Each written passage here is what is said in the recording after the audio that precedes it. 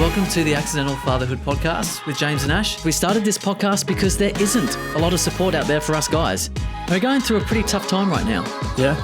Yeah, accidents, not mistakes. Unplanned pregnancies and new relationships and what is going on with our lives. So we're trying to bring a little bit of support through some awesome special guests, and It's a place to commiserate together.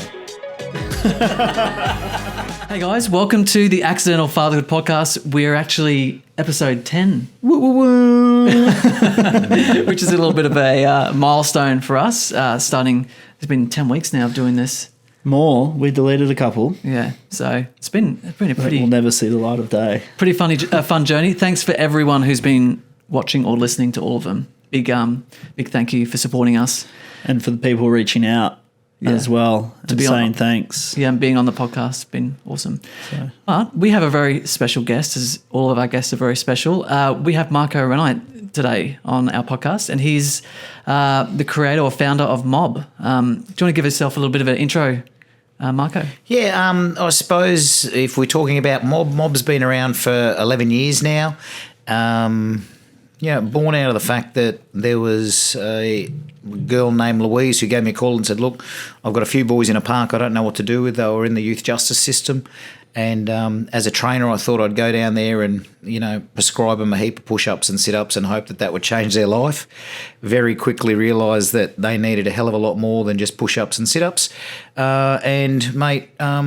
Went to the community and said to the community, look, we've got to figure out how to bring these men up. We've got to figure out a program on how to support them, and brought in things like passion and purpose and trust and attitude and respect, and developed an 8-week program that sort of grew for, I'd say, 9 years. We delivered it all over the Gold Coast up to Toowoomba, had about 1,000 boys through the program.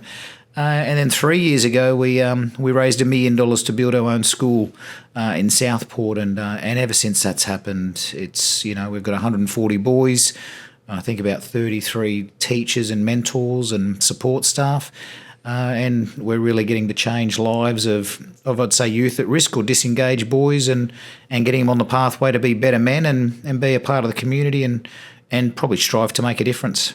Yeah, and I feel like if you're creating better men in the community, it's going to have a ripple effect everywhere, right? Yeah, I think that was the big part of it. I knew that once we created better men, you're better fathers, you're better husbands, and we can really make a difference. I think we can create amazing things, but we can also have a tendency to destroy amazing things as well. So, lots of positive men out there will make the world a better place. Yeah, and I feel like, as we're growing up and trying to learn who we are, it's very easy to go down that wrong path or make mistakes or, get stuck in a rut. And I think having something like this that supports those men through those challenging times and getting back on that track is like really important for the community, especially the Gold Coast. I love that it's part of, what you're doing is part of where I live. And I think it's making a huge impact on our community here on the Gold Coast. I think that was the most exciting part about it. I think, when the whole idea of Mob was, I'm Italian background, and we always used to have family lunches and things like that, and I just used to love the mafia movies and the mob, and just sort of imagine if we got a mob of people doing good, and that the fact that the community has resonated with it so much. Like, you don't just raise $1 million to build a school if it doesn't resonate and the community doesn't want to help it and support it. But it feels like there's a lot of people who understand that we've got to wrap around these boys. And look, there's a definite space for girls in a girls' school as well. But for us, it was about, creating a space for these boys, catching them before they fall through the nets. Because I agree with you. I think we all go through journeys and we all have certain rites of passages that we need to complete. And if you're not supported through that journey, I feel like that's when we can fall off the pathway, and then it can take a long time to get back in, and for some they don't get back on at all.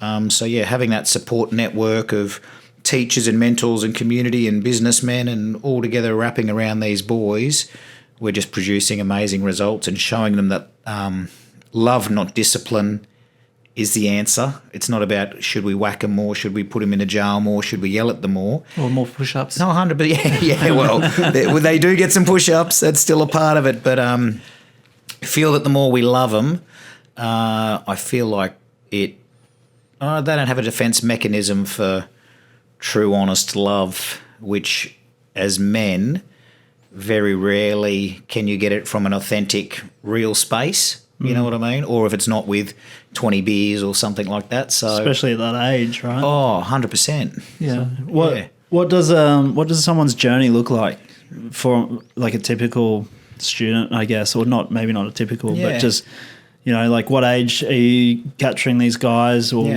where are you getting them from? Are they coming from boys' homes and stuff like that? And then what do you do? So there's probably three major pieces at work, the way we track our kids. So 70% come through the schooling networks. So you've gone through school, you're disengaged with the system, you're not showing up, whether there's issues at home, whether you've dealt with bullying, anxiety, mental health, any of those pathways. Then we've also got the government service pathways where we deal with youth justice, Booyah, Wesley Mission, Gold Coast homeless youth.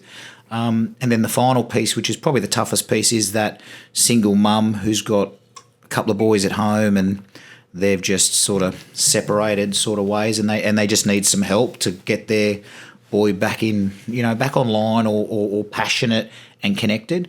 And I feel like the difference between Mob and the Mob Academies is that, again, the first part of it is about feeling like you're at home. So when you walk into a Mob, I've got a DJ downstairs playing music. We serve breakfast at 8:30. There's an open gym.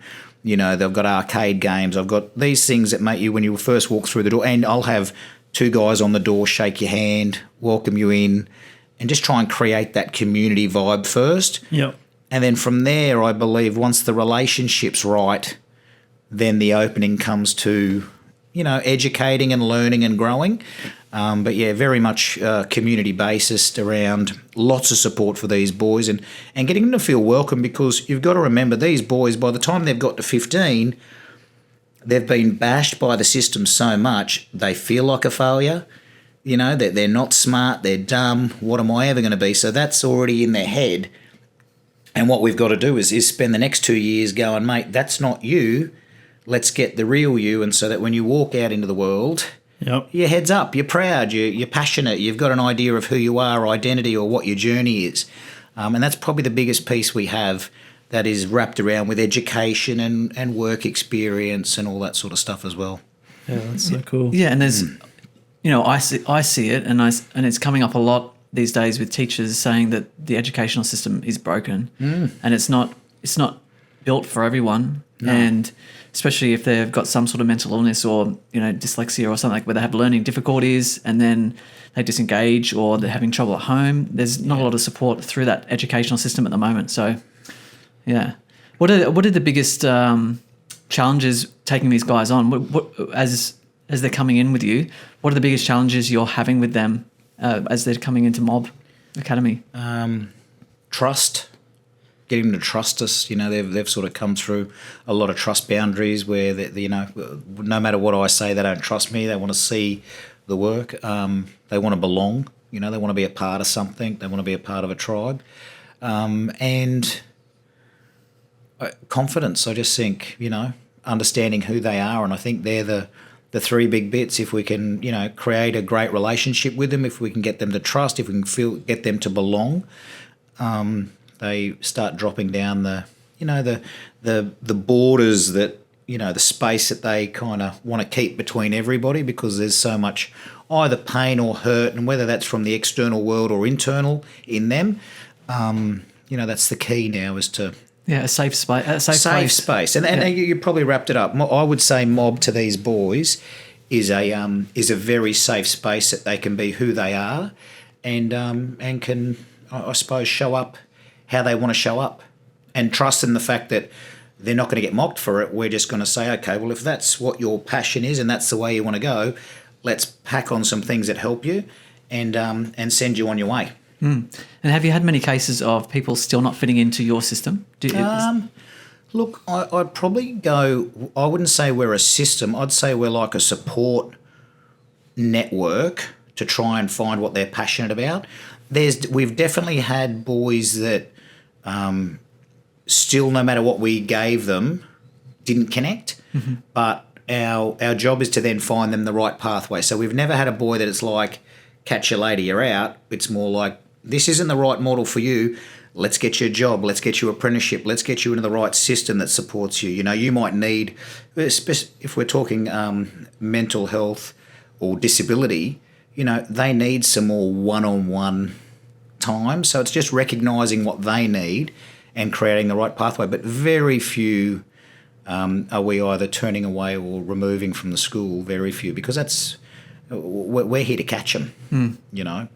So we've got lots of tools and lots of pathways, which is probably the key. So for us, it's about, all right, let's realign you to what you want to do. Yeah, I've been to your school and spoken to the kids a couple of times, and I was shitting myself the first time because I'm like, how am I going to get these guys engaged into what I have to say? But I was really surprised at the level of engagement that they had. Yeah, it was really good, and we were mentoring them in teams to do like a business week, branding kind of exercise with them, and they were really engaged and really competitive, and they felt like they were really wanting to be there. It was really awesome to experience that. I think what I've learnt from it is that if I bring the right people who have the right passion for what they do, you know, to me it's all about the storytelling. So don't come and tell a story that isn't really you, because these kids are amazing bullshit detectors, and they will sniff it out straight away and go, I'm not into this. But if it's coming from your heart and you're passionate about what you do, that just radiates and people get engaged with it. And you know, those actual business expos were amazing. You know, those kids put in so much effort to create the hotels or whatever, and your company was amazing to, you know, support them with their branding and things like that. So it was exciting. Yeah, it was really fun. I actually love when I went into because, you know, I haven't been to a school in over 20 years, maybe probably a lot longer than that, actually. And the whole mobile phone thing, because when I was at school, we didn't have mobile phones, but I love that you've got this clear container, and all the kids have to drop their phone in this container before, and which I think would be a massive help. Can't imagine having a phone whilst trying to teach a class. It's the biggest arm wrestle we have. Social media and connectivity is the biggest arm wrestle you have, because it's pulling them away every second. There's a beep, there's a ding, there's a message, there's the amount of different platforms they communicate on now.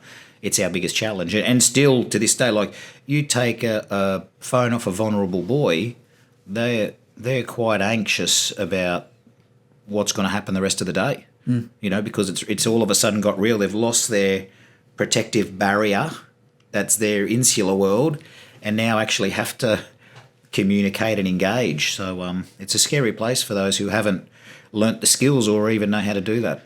Yeah. Do you experience much? No, only because I experienced it when I was at school. Do you experience much bullying? And is there any ways that you navigate that kind of behaviour at the school, or is that not really because you guys are so?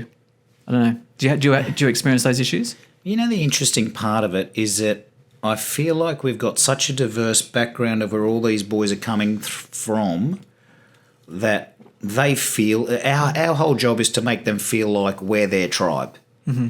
And if you wear a mob shirt and you're in the mob uniform and you're in the mob facility, this is your home and this is your family. And I'll preach that to them daily. Do you know what I mean? I'll in our mob circles, I'm like, boys, this is your family. Let's celebrate the birthdays, the ups, the downs, the wins, whatever else. But more importantly, if there's a new boy in there, make sure we get around them, you know, and really create that. Do we have tension? Yes. But again, that tension will be sorted out with you sit on that side of the table, you sit on that side of the table, and we're talking this out until we get to the end of it. Yeah, awesome. You know, so real life skills of how to, you know, because you can't like everyone, but you can respect everyone and you can respect everyone's view and you can respect that I'm not going to like you and you're not going to like me, so we'll just go in our way. I'm not going to sit here and go, you have to be besties. Yeah. But I'm going to make sure you respect everyone's opinion and ideas. And quite interestingly, I think we've had cases for sure that there were kids that I thought maybe with a speech impediment might have copped some bullying, but I've seen the opposite. I've seen the boys actually get around them and just feel like, well, hold on, we got to look after him because he has got a bit tougher. Yeah, and it sounds like what you've created there at Mob is a really great culture, and in business, obviously I've been in business 20 years.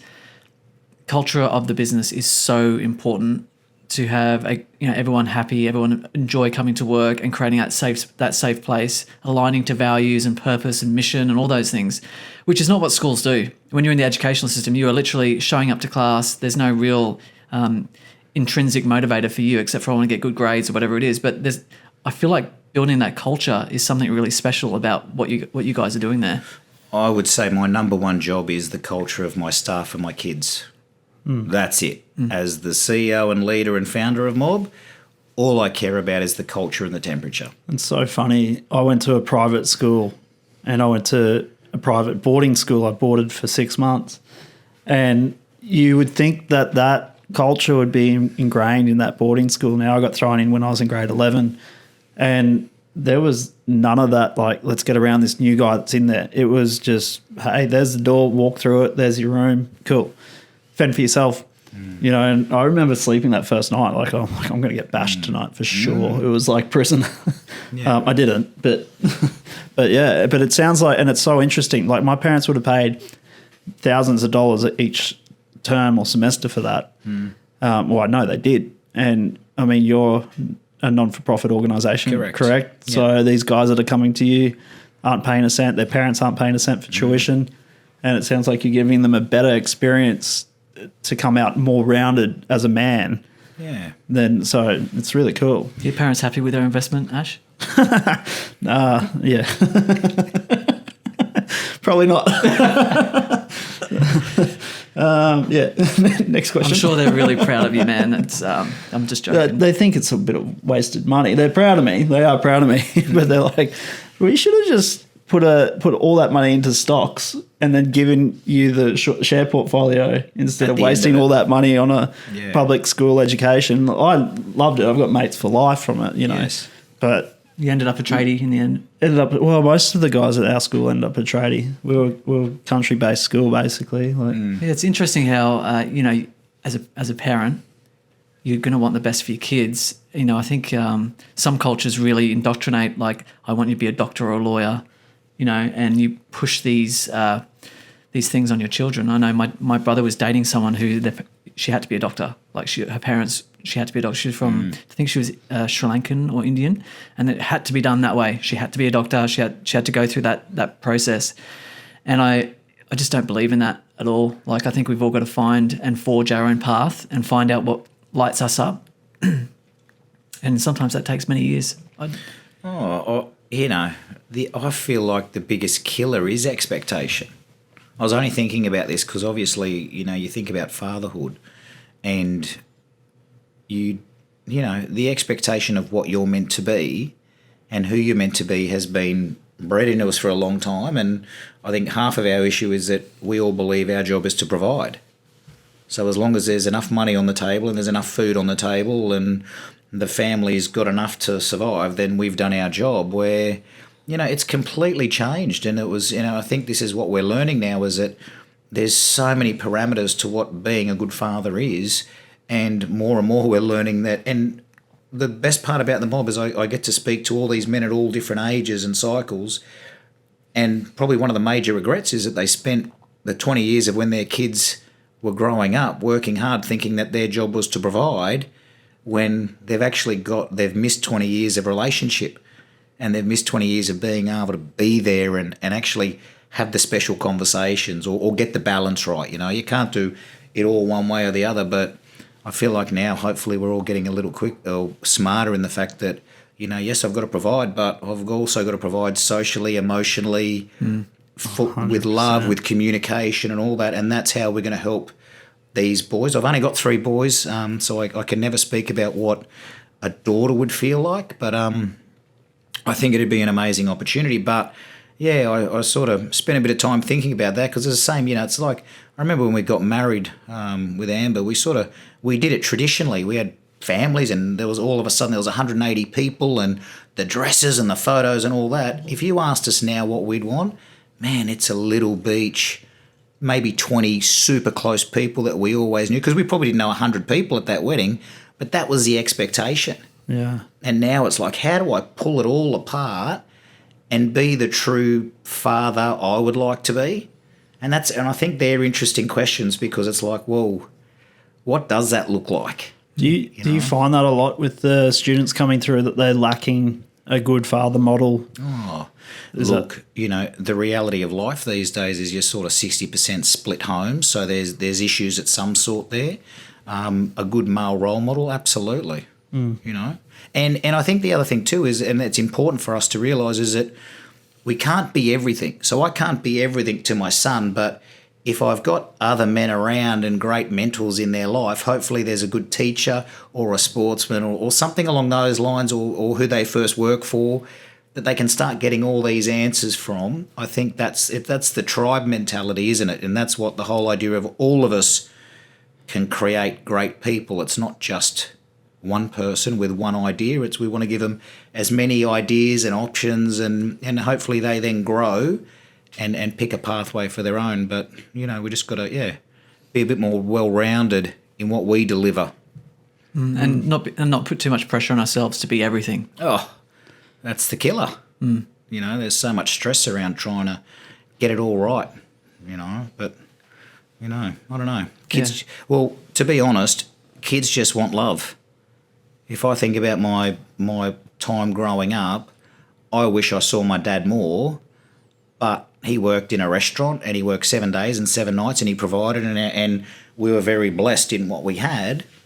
But, that would be, as a kid, and I'd be interested in challenging most kids of when they're kids is what do they want? They want their mum and dad around, or mum or dad or whoever the time. It's, it's not more money.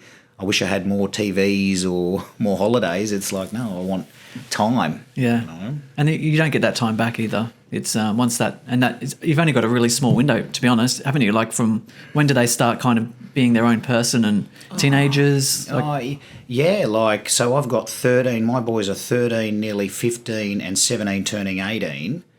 And they're all at the stage where they're out with mates, catching buses, going to movies, and they don't really want me around. Now, I'm lucky that I've still got 2 in footy, and I sit on the footy field and I join them in training and whatever else. But my 17-year-old is absolutely heading out. Flown the nest almost. Yeah, my 15-year-old. So I would say you've got, to teenagers, which if you look at it and someone's to say to you, all right, well, you've really only got, 0 and 1, you can give them lots of love and nurture, but say 2, they're running around and you've got a bit of say. But, okay, 10 years, 11 years where you're actually really got them. They're at the park with you. They're in your arms. They love you. They want to go shopping with you. They want to go everywhere you want to go. And then they're like, I'm going, man. I've got to live my own life, which is great. But, it's a short time. Yeah. And then you throw in work, sleep, everything else. How many? I don't know. It'd be quite a minimal amount of hours that you get them for. So, my advice to anyone in fatherhood is, get into it. Make the most of those. Be a part of it. Get into it. Whatever you go to, be there. Make time. Don't let work rule everything and money rule everything. Because I suppose for me now, 5 more years my boys are gone, and if I want to dedicate the next 40 years of my life to work, well, that's fine, because it's not overly going to affect anyone. Where these first year they are going to affect. And I found with my parents, I separate when I in my 20s, kind of left home, did my own thing, and then my mum always said to me, I never want to make you see me. I want you to want to see me. And I will never force you to do that. So she goes, I never want to be that person, which was really great, because that also took the pressure off me to go, mum wants me to do it. But just her saying that gave me I know my mum really wants to see me. I know she's saying that, but all she wants to do is see me. So we made an effort every week to go around for dinner at least once a week. And now that we're older and there's kids and their grandparents, that connection with them is so much stronger, and they love being grandparents. Like, it is, my mum is just so obsessed with my little nephew. But we've become a lot closer. So I think during those years, you do your own thing. You're single and you're having fun, and you're finding your feet, working and doing all those things. And then those later years, like I'm 42 now, you start to come back to the parents, and you start to have another relationship with your parents and bringing them back into the fold. And I think it's a really beautiful kind of thing to have your parents in your life, and that, I think family is so important. And I love my mum and dad to death. Like, they'll do kung fu with that. He's 75. And he still comes to kung fu, which is pretty amazing. Wait until you have that kid. You're going to rely on them a whole lot more. You're going to be like, oh, thank Christ, a break. I can already see how much mum and dad help Phil, my brother, Yes. with his they are an absolute godsend. Yeah. And you know what? Mum loves every minute Correct. of that time. Yeah. It's like, mum and dad, can you take Archie for this afternoon? Yeah. And mum is all over it. Yes. No hesitation whatsoever. In fact, she just wants it more than anything. So, and I think being a grandparent, you have that opportunity to give them back, and you don't have that pressure that you have when you're a new parent, which I don't understand yet. Yeah. You'll find out. and I think I would say more importantly, probably the time pressure. Do you know what I mean? Like when you're a parent, you 9 times out of 10, it's in your 20s or your 30s or your 40s, and that's smack bang in the middle of work, career, life, trying to strive to somewhere. I believe, and I don't know, but I'm thinking that hopefully when I'm at 70, I've got plenty of time. I'm rocking on a chair, and I've got so much I can give. Mate, you got 3 boys. You're going to have some grandkids. You're going to be no rocking on the chair for you, mate. And then you've got all the boys from coaching. the mob. I know. So I'm sure they're coming into your family. Yeah, they all have special parts in your heart for sure. Yeah. Do you keep in contact with them? Getting back to the mob. Sorry. No, that's all right. It's just conversations going everywhere in my head. Yeah. No, absolutely. The whole idea of the mob is so when the boys graduate, they get a set of dog tags and they get a brick, and that brick actually gets glued onto the wall, and that signifies that this is their home forever. So we've got every quarter we do a catch-up. So I think next Wednesday night it's 10-pin bowling, and we'll pay for all of our ex-boys to all come around. And, you'll get some that are here, some that aren't here, but that it's our job to keep that community rolling. But, yeah, it's, the whole idea is it's full circle. So I hope one day my role is taken over by a boy who came through the school and, fulfills all of our seats. And, that's the legacy piece of what the mob's about. So. Yeah. And I think giving back is a huge part of, I think, most humans' purpose and and fulfillment in life is giving back. I find I get so much from giving back to others, or just giving in general. I get so much more out of it than taking, or whatever that looks like. But yeah, and I do Kung Fu with my brother, and we both go like, one day we're going to be masters, and we are going to train. We're going to pass down what we've learned, because that's our job. Once we learn all that, I think it's our job, and that's something I want to do more than anything, is pass down what I've learned. Mentor kids, and I think once again, what you're doing is amazing. I think it must be so fulfilling to be able to have an impact on these kids. Yeah, it absolutely is, and there's probably 2 things. The mob philosophy is no different to what you were just talking about. It's paying it forward to the younger generations and using what we've learnt to give them lessons and hopefully support them in their journey. But back to your point of giving, I cannot explain the amount of doors that have opened, the amount of opportunities that have happened, the amount of what people would call good luck or blessing or whatever else that has happened off the back of committing my soul and life to a charity. And it's unbelievable. I just can't believe, 1, we've raised the money, 2, the amazing things that happen, 3, the community people that want to get involved in it. And it's all come from a spot of just going, you know what, I'm just going to, put it out there and give. And I think the therapy, I think there's so much therapy in sharing your story and helping people. It does make you feel like there's a real purpose outside of whether it be business, money, whatever it is. There's a deeper connection. Yeah, and I wouldn't undersell yourself, Marco. I saw you hustling like a mofo to get that funding initially, and like we were a part of that as well. But watching you just get up on stage, and I could tell how passionate you were about getting this project off the ground, and I know how hard you worked to get there.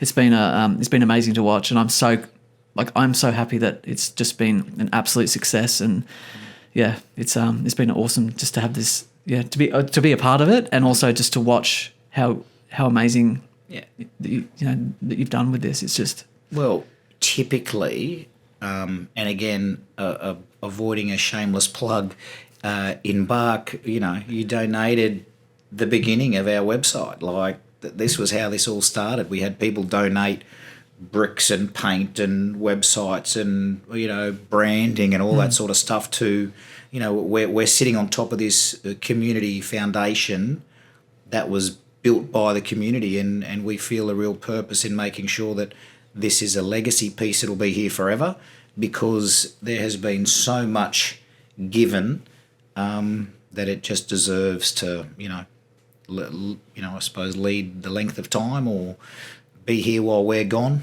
Yeah. Yeah. How many students have come through? Mate, we had, when we first started, so in our first year, I think we had 9 graduate. Last year we had 65 graduate.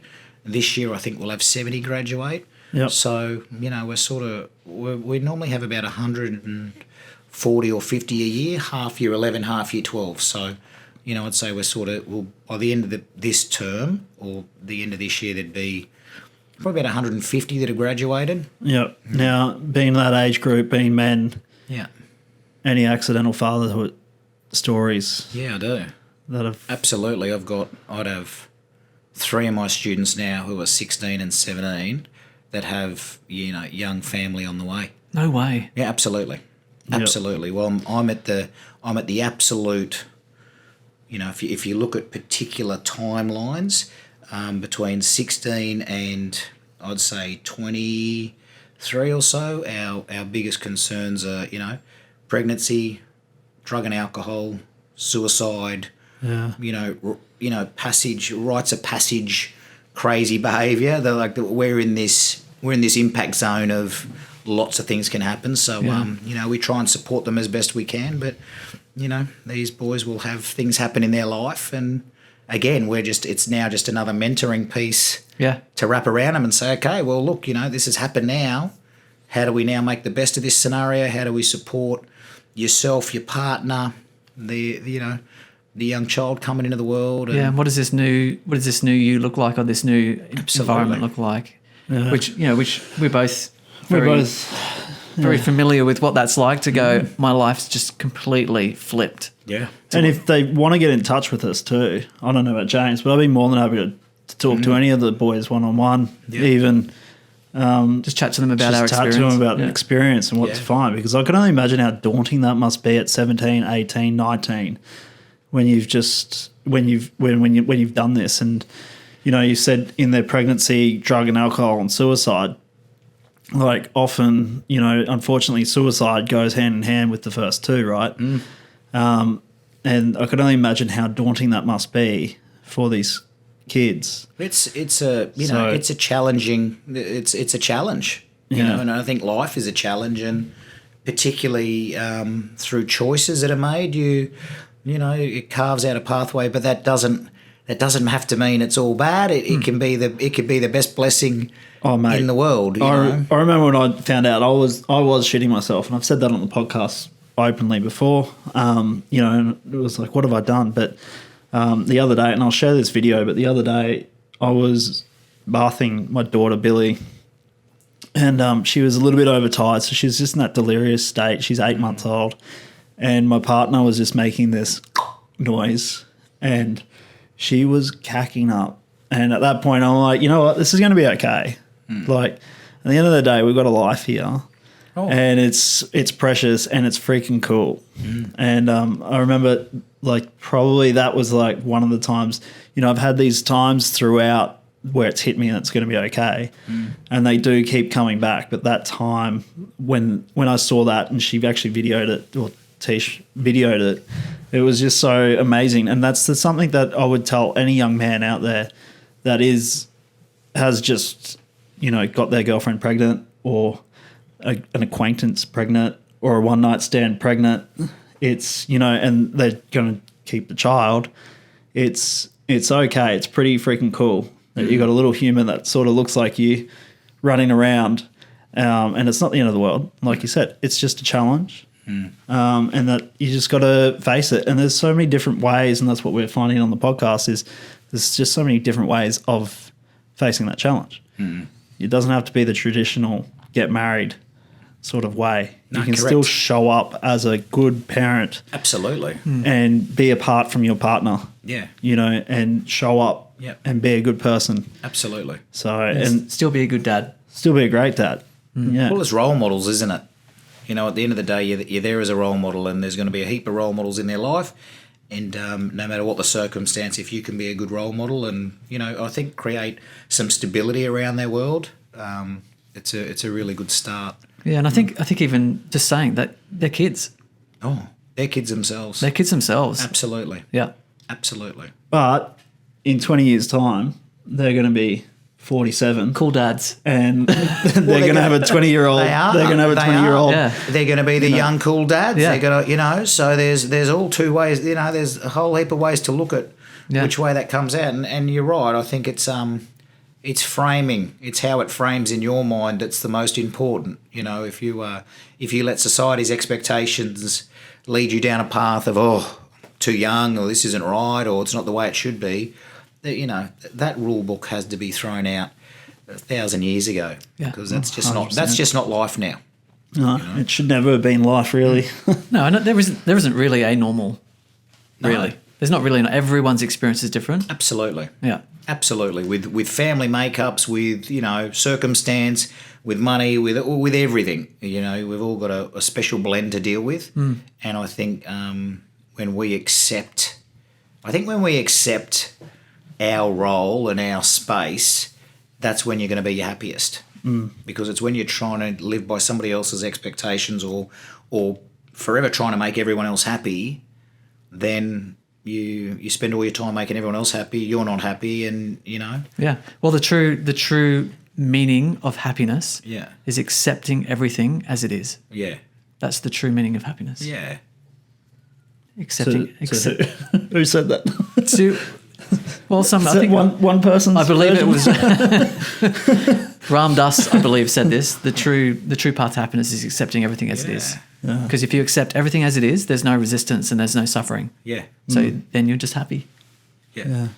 It makes sense in theory. It does make sense. In theory. I'm going past theory. If I put that thought in my head right now, I completely agree with it, because I've had too many expectations sit on top of me, and I've watched how I've strived and pushed so hard, feeling unhappy because I hadn't got there. And that was all in my head. Do you know what I mean? Yeah. Not the life I was living. I've lived a great life. Wife, kids, I've got, like a great life. So to believe that I still had an expectation of where I should be, and that clouded the right now. And I think that the danger when you're in a relationship as well is your expectations of how you want your partner to show up. And that dynamic of going, I just got her a cup of tea, I'm expecting her to get me a drink or a cup of tea. That's like a covert, as what Tyler was saying last week, these covert contracts that you have with your partners saying, I'm going to do this for you. I expect you to do something for me, but that's not how it works. No. So, yeah, that was an interesting discussion we had last week. Just thinking, no blowjobs. For a cup of tea. Yeah. Thought it was worth that. Yeah. Oh, my head. If you guys could be in my head. Anyway. What? I don't think I want to be in that. Where's my blazer? I got you a cup of tea. I might have to cut that bit out. But anyway. What was your background, Marco, before Mob? So I think all the experiences I had led me to this. So I went through hospitality. So my family were here on the Gold Coast, went through school. I think if I really look back at what got me into Mob was my primary years. I absolutely hated school, ran away from school, used to get kicked out, used to get caned, hated it. Pretty well realised now that I definitely had some sort of learning, English, spelling, disability, reading, all that was very hard for me, and just hated school and hated the teachers and hated the system. As high school came along, I got better because I found sport, so I could take it all out on a rugby field, and you just hid in a rugby system. Schooling didn't matter, and you sort of bluffed your way through and work. Family was in hospitality, which gave me this, probably the best skill I have now is hustle people and understanding people and working with people. And that was just from, sitting at the front of a restaurant every day saying hi and bye and dealing with thousands of people. I got into gyms, and that's where I met Phil and James, and they, designed our amazing new logo for the gym. And, mate, COVID hit and sort of had just raised enough money to start a school, but went from 380 members to 0 members in the gym, and had one of those life moments where we sort of sat there and said, you know what do we want to do? Do we want to run a gym or do we want to run a school? And mate closed the doors and just said, no, it's not for sale. We're just closing up and we're going to follow our heart. And the riskiest, craziest decision we ever made. Yeah. And it's the very best decision we've ever made in everything. So, it's crazy. It's crazy, all those things joining together. Do you still keep up with your fitness routine? I wish. Yeah. Yeah, it goes. I think to be honest, I'm at that stage where I need something to light me up. I've been in gyms and I've done triathlons and swims and runs and marathons and I've done a lot of that stuff, and I sort of, when I do something now, it's a bit like, you need to come. I've done it. Yeah, you need to come to Kung Fu. Yeah, it's nearly like I've got to find a new challenge that I can commit to. I'm not excited by anything too much at the moment. What I am doing is I really love water. So anything to do with water I love. We've got a speaking paddle. of which, we've got our 24-hour paddle coming up event, which is a fundraising event that we do for the mob.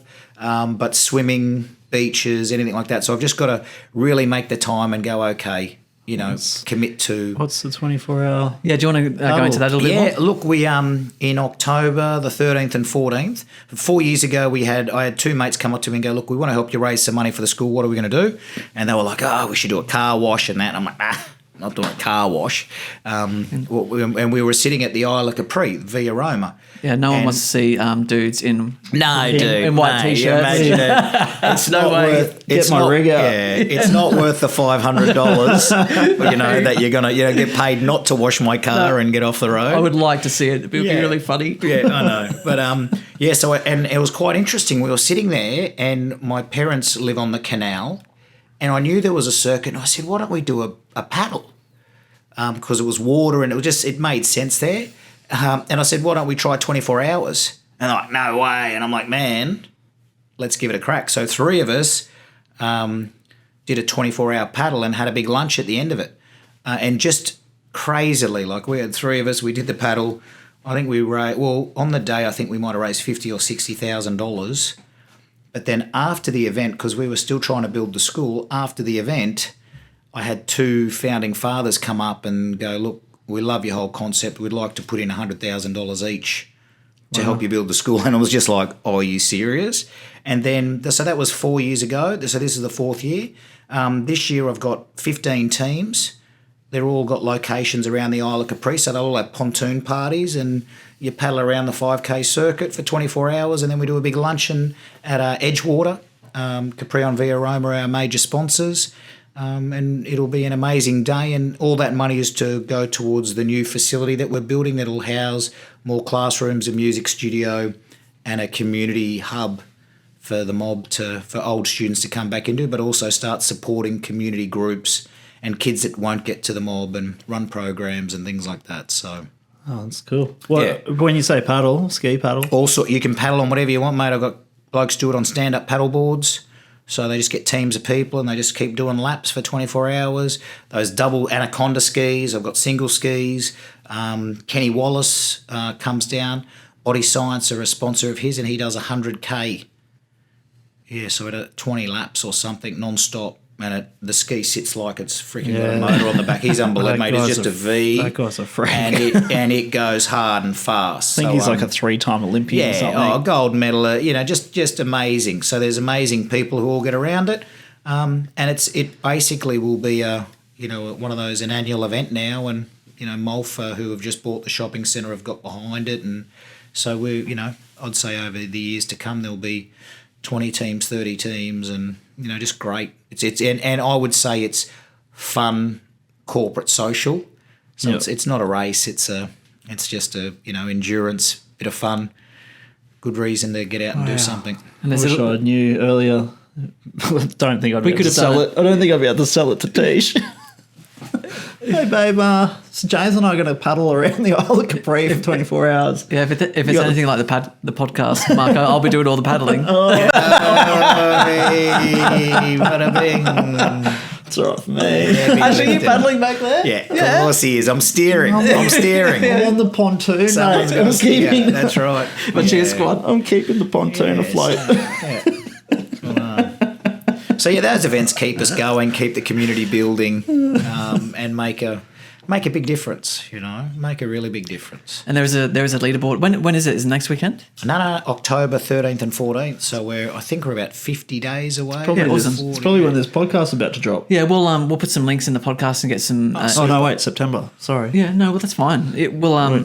This will be up in a couple of weeks, so we'll put it up and see if we can get some. If anyone wants to donate, we'll head to the link in this. Yeah, is it too late to get people entering? Like when does the teams close if people want to get involved? I'd say there's probably it might be a touch too late, but the reality of a team is you need a location on the circuit. Yeah, right. And our target is to raise $5,000 a team, but it's very doable. And I think the key to doing it is just lots of people. So companies that you can put 20. Basically every hour you get someone different to paddle. Our teams we get those double canoes, so you put 2 in them. Takes about an hour to do a lap and. 24 groups and you're done. And there's a leaderboard on the website with with donations and that. So there's a bit of a competitive thing going on as well with the teams. That's so cool. I've already donated to Marco's because keep us going. Got to keep them on the top of the ladder. Yeah. And we're very lucky. We've got some wonderful support that's already come through this year, and it's it'll be another great event, and we'll complete this building and grow the numbers and just keep serving more community and families as best we can. And how many? You got 2 locations now? Or? No, we're in at Mob at 5 Narang Street. Then we've just got the building beside us, and we're sort of in conversations around different sites now. Mm-hmm. That people have seen what we do and how we do it, and like to. Because the reality is, you could pretty well put a mob in every city. It's disengaged boys that need support and role models, so it wouldn't matter where you go with it. But we just want to refine it and make it amazing, which it is now, but again, with everything. And I think that's probably the key of, I think the mob exists because it's come from a business background. We talked about the education system, and it was a big system that was built 1 million years ago to support a certain, factory worker demographic. And, talking into that system, you've sort of got 3 parts of it. You've sort of got to go, well, how do the kids feel about the education system? You ask too many of them, they're not that fussed on it. How are the teachers in the system feeling? They're feeling pretty stressed and wired. And underpaid. And how are the families feeling of the kids who are put there? They've sort of at this stage of, well, they don't know whether it works for their kids, but they've got no other choices. So I think the reality of us creating more niches and more opportunities and particular types of schools, I'd like to think that's where we go. And I think the other hard part too is that if you've got 3,000, our big schools on the Gold Coast have close to 3,000 kids. How do you really support individual needs? So it's not an easy answer, and the schools that are out there are doing amazing jobs, but we just need I think decentralizing the education system, which that's happening with cryptocurrency. It's happening. Decentralizing is a massive thing that's just happening. Yeah, and I think it's kind of what you guys are doing. You're creating a new educational system that can help support different. Well, yeah, we've got our niche, and no different if I was to say to you in your business, what's your niche? Yeah.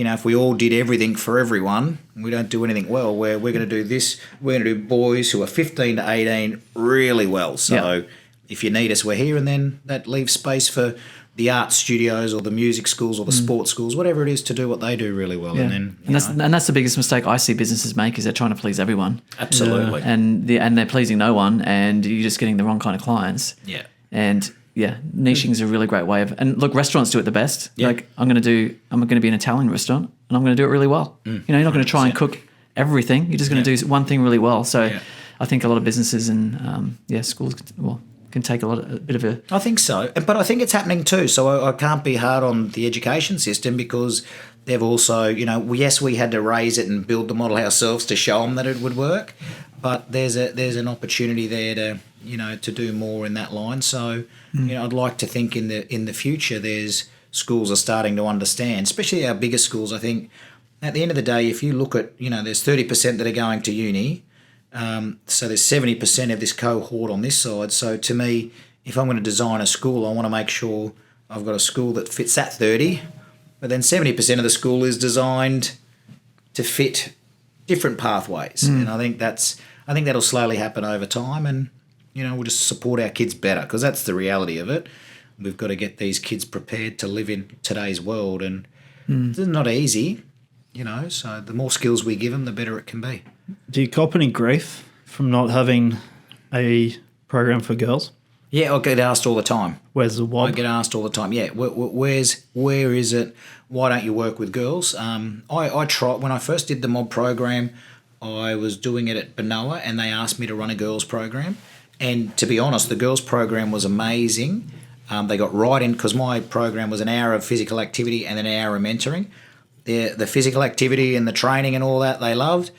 When all of a sudden you get to a mentoring circle and you realise that you're completely out of your depth, and I didn't experience any of what they're experiencing, you then understand that, to do this right, it's going to take, a wonderful female who understands the journey and wants to support the girls and go from there. But I believe there's a great opportunity for an amazing girls' school, because there's no different. There's plenty of girls out there who need a diverse type of education. Mob can't do it. Mob just can't do it. It doesn't fit into your model. It's funny you asked that question, because when I mentored I mentored one day with Phil, and I put a photo up on my Instagram, and this chick literally got into me about being sexist and why you're only working with men, and got really. Luckily, one of my friends, I didn't say anything back, but one of my friends went, "Hey, they're doing good things here, and I know James. It's not about being sexist at all. He's just trying to help the community." And this woman just went on this crazy rant and attacked me for supporting, just a men's only school. We're going to get another rant. Yeah. But the interesting part is, and what again, when we first started the podcast and we talked about it, it's, what I know is that if we build caring, engaged, great communicating, men who have empathy and strength and a wonderful balance, that is the best thing we can do to support these amazing women in the world. Do you know what I mean?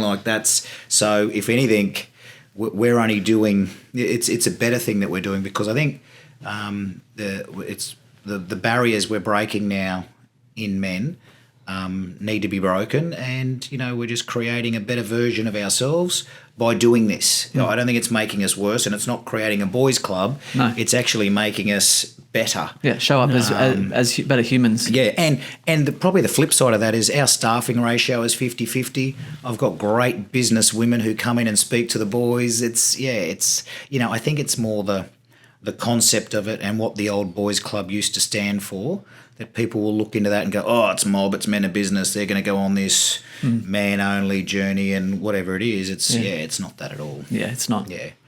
And we've got to be careful, and I suppose that's the toughest part about social media, that someone actually gets to have an opinion that doesn't know the whole story. That doesn't know the story, hasn't even asked. And let's look at our kids. That's the sad part of their world now, is that everything's reactive. You never get away from the world. You post a picture of yourself, you could have 100 people say you're ugly, you're this, you're fat, whatever, and they believe it. They've got no strength of character or understanding. So there's I would say that's the toughest challenge we're facing, that as we're trying to be good fathers or good mentors or whatever else, there's this device that I would say is probably teaching our kids 90% of what they learn these days, because they see it right there. And our job's now to go, whoa, hold on. Yeah, that's not the way the world is. And it must be hard for being a parent especially if I'm going to go back to bullying a little bit, but if they're getting bullied at school and then they're on social media and they're getting bullied at home, when through that digital platform, it must be incredibly difficult. It is so important to keep an idea of what's happening on those platforms. Because you're right, I think in our day, you went to school and say you met someone that didn't like you or whatever else, you had the safety of your home, and you had the safety of that. You don't have that safety anymore, because they can pretty well follow you 24/7. And again, kids are now wanting that. They want that feedback to make them feel good. The dopamine, 100%. I need someone to like if no one liked my page, I've failed as a human being. So they're they're the deeper things that we've got to... the ingrained values that social media brings that probably are a little bit skewed in real life. Completely skewed. Yeah.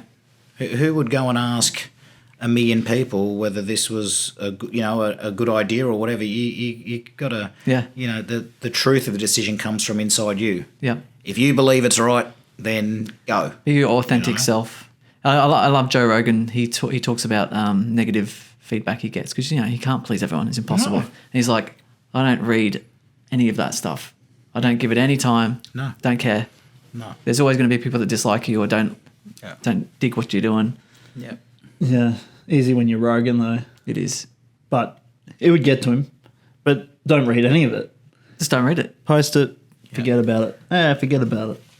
Yeah. The mob can be the same. When we first moved into Southport, we had businesses questioning what we're doing, and then all of a sudden you'd have a boy. We've got tough boys that we deal with. So that something would happen outside, someone would steal something, whatever else, and then all of a sudden the entire school's being branded, tarnished, by one action. And we, over time we had to go and education's the key.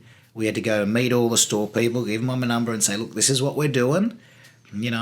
Please understand that we're working with these kids. This is the best opportunity they've got to grow. And the community's turned 360 now, and our boys have turned 360 because they're understanding now that, hold on, Southport's our patch. You got to look after it. So, yeah. Yeah, so good, man. So good. Are you worried about mob turning into, are you worried about any gang mentality from your mob boys? Look,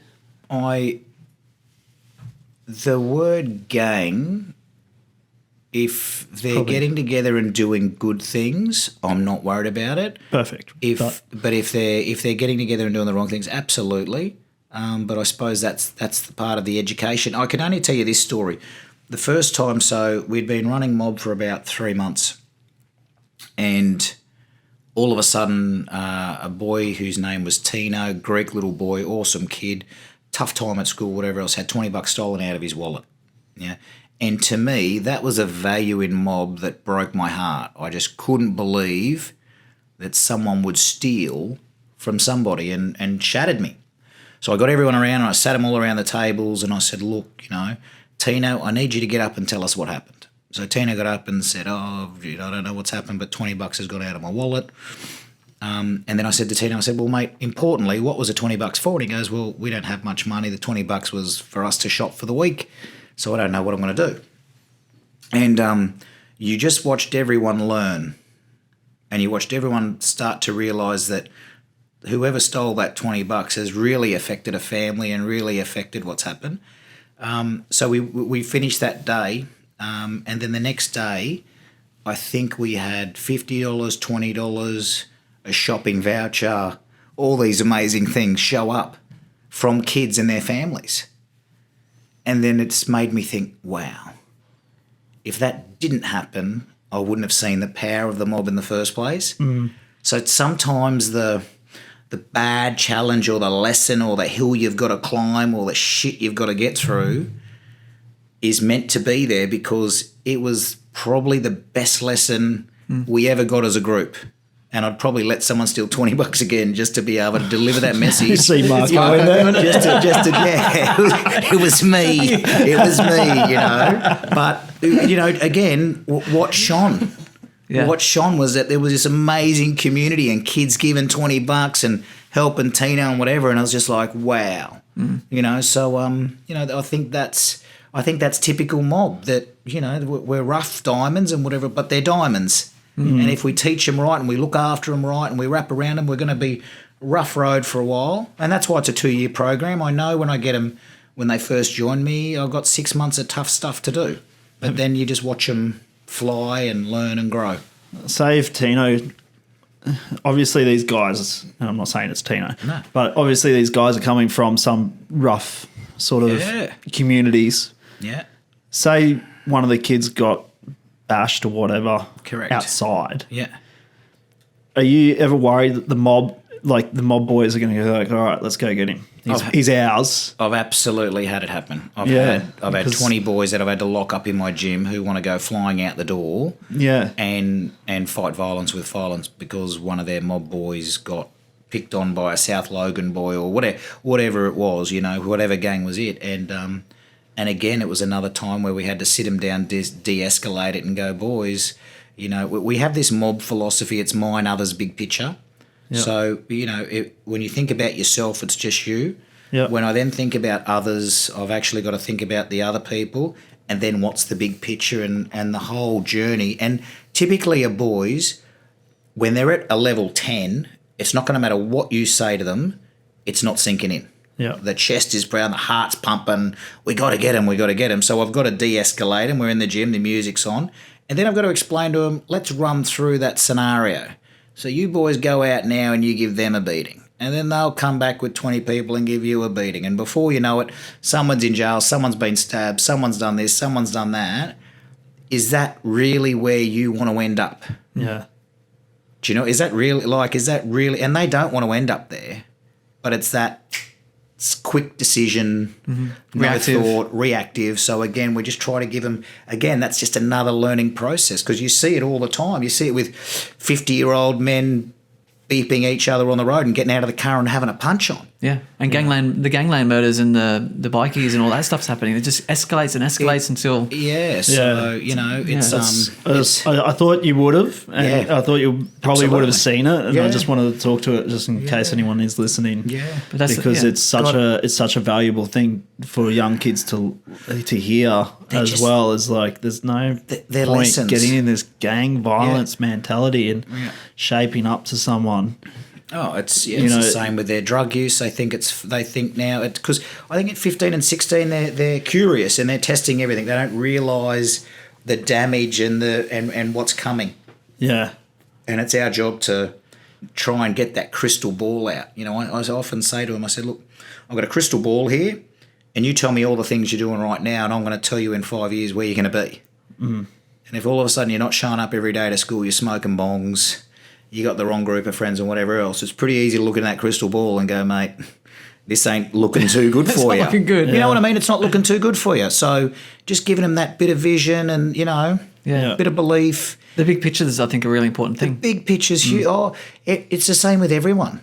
If you don't, if someone says to me, dig a hole there, at 48, I'm going to go, why? And if the reason's not good enough, I'm not digging a freaking hole. Mm. Is that any different to these kids that we're saying, come into a classroom, learn this? Like, it has to be driven by, why am I going to put myself through this to get there? And then, so it's about developing that big picture for everybody so that you go, okay, well, yeah, I'm in, sign me up. And if I've got to do a bit of hard work and I've got to do some graft or whatever, I'm happy with that. But let's get the reason and the purpose to resonate with them. And then also realise that a lot of the times we're trying to cast our feelings. And back to fatherhood, I got all my boys play footy. I want them to be a star footy player. I loved playing footy, whatever else. When my eldest son goes, oh, Dad, I don't really like footy. I want to play guitar and acting. And I loved it, but did it hurt? Yes.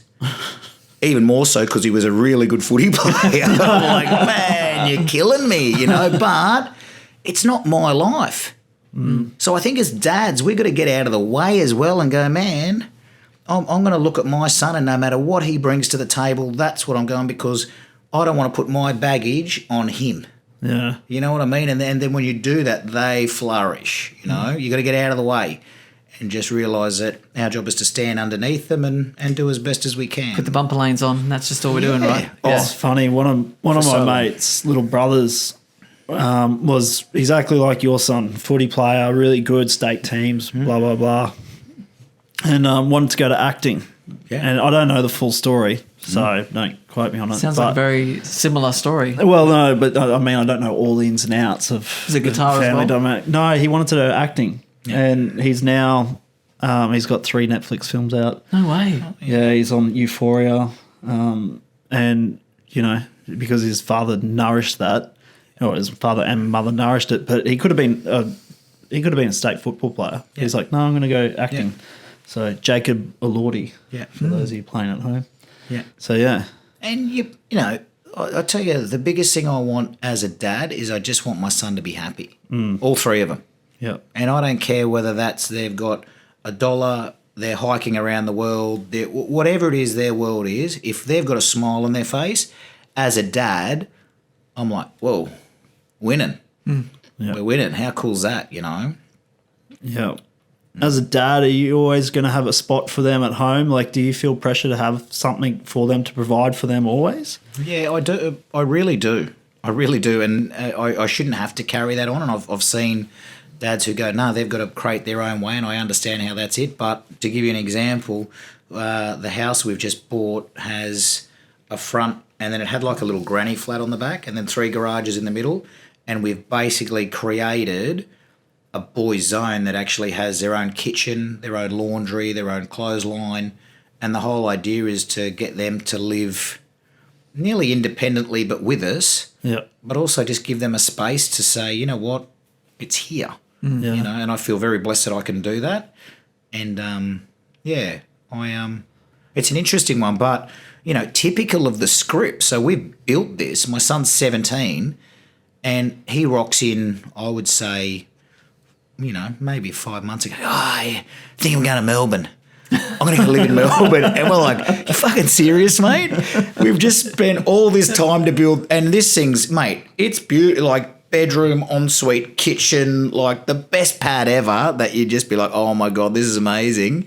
But again, that's what we're building. Yeah. Doesn't mean all 3 of them aren't going to do the same thing, and we're going to have, I don't know, a whole heap of students renting the front of our house out or whatever. But that's, I suppose, I just want to create a safe space that no matter what happens in their life, because I know in my life, in our life, we've had times where you got to get home. Yeah. You didn't have a home. We went travelling for a couple of years, came back, had nothing, had to live with mum and dad for a while and save a bit of money to start again. So I'm sort of hoping that, it might be used for that. Yeah. And also might be used for them and their grandkids and kids and that moving forward. So hopefully not too soon, hey? Nah. 100%. I'd like, but again, if it was to happen, I suppose I've got to sit there as a dad. We'll put it this way. I find it so much easier to mentor the 140 boys at Mob than my own son, because I have no expectation on those boys. So they can come and tell me anything.